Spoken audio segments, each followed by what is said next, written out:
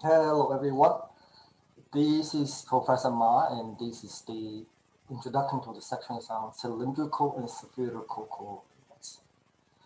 The cylindrical coordinates is just the polar coordinates on the xy plane, r theta, and then you attach the z value to see the height or of the value. So here's the pictures.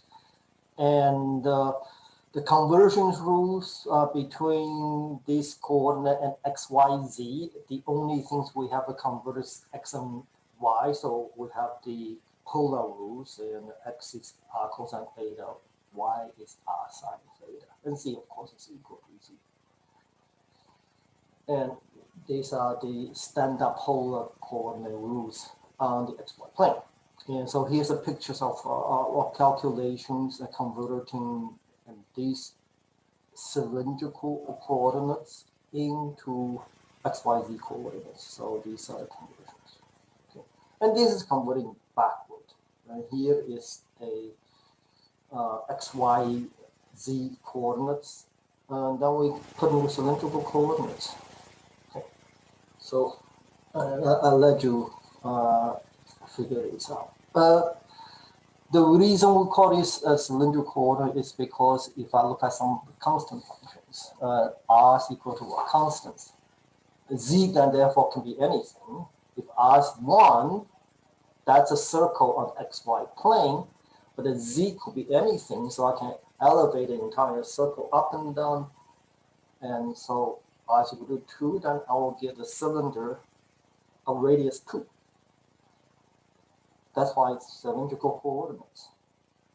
If I want to keep track of things on a cylinders, okay, think of one that's in the centers, in the origins, and I'm interested in the coordinates of of a circle around me, but also the height in the cylinders that's created by the circle. If I want to track those locations on these cylinders, then obviously I use cylindrical coordinates. And the constant function theta equal to k, and that of course is at the points in the directions of theta. So I get the plane, this, if you like, a screen, the screen in the directions of 3/4 pi. So this is for r bigger than 0. If r is allowed to be less than 0, I get the entire planes that extend to the other side. Okay. So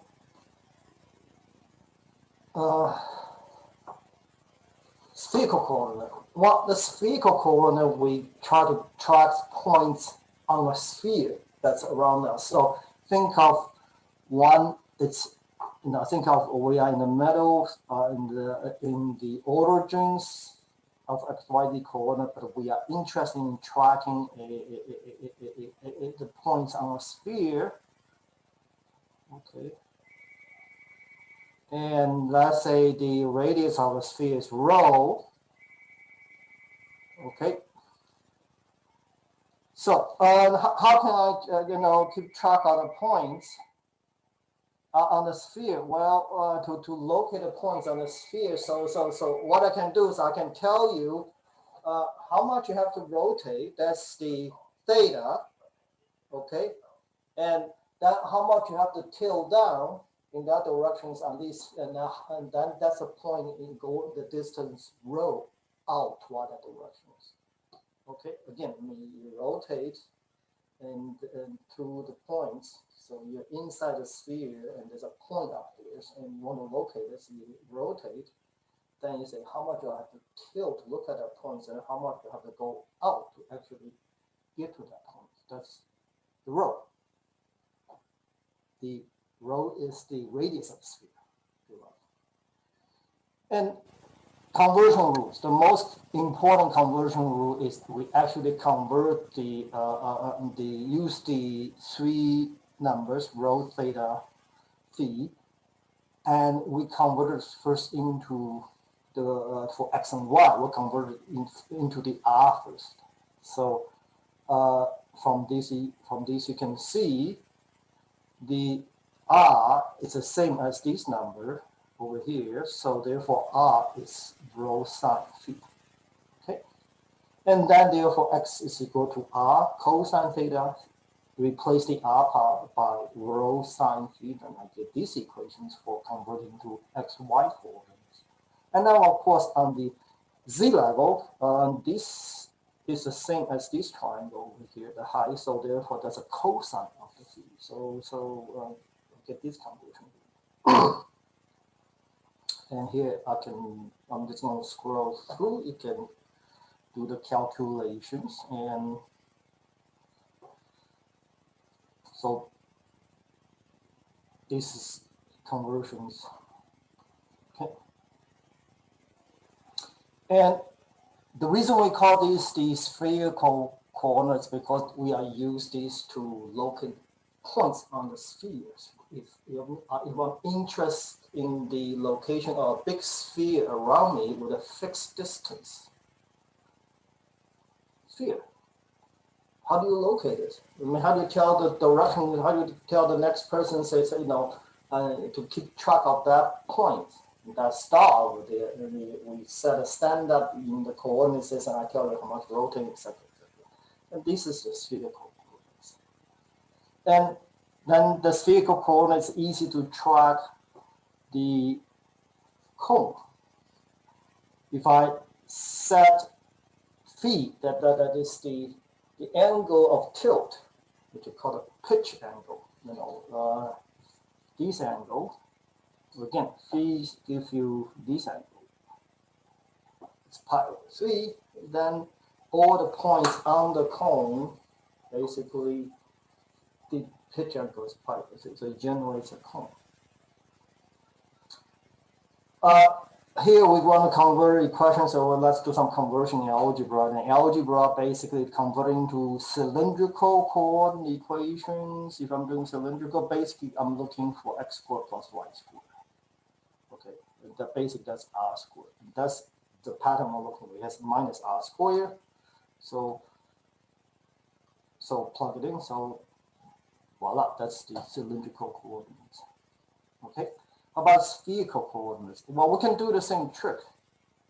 Okay, for the spherical coordinates, I can remember what r squared was. R was rho sine phi.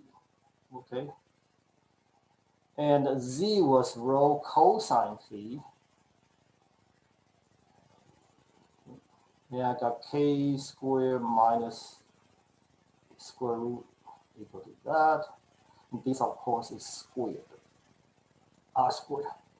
I square both sides. Basically, I wind up clean up. I get the equation rho squared equal to k squared, and rho is equal to k. So after we thought about it for a while, so of course, rho is equal to k because this is the semisphere.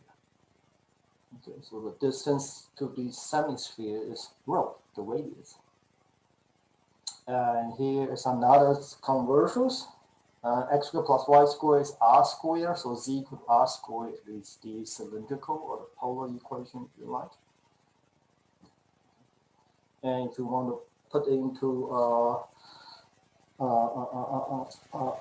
spherical coordinates, z is rho cosine phi and r rho sine phi. Plug them in, then you extract the equation for rho. Usually we write the cylindrical equations in terms of rho equal to something something, because rho in here is the only distance measurements and not angle measurement. If we're going to extract angle measurement, we'll have to involve tangent inverse, involve inverse trig function, which gets a little messier to handle. So, but usually, therefore, it's rho is equal to something in the function form. Okay, and that's it. That's the cylindrical and the coordinates and the spherical coordinates. Okay, bye-bye.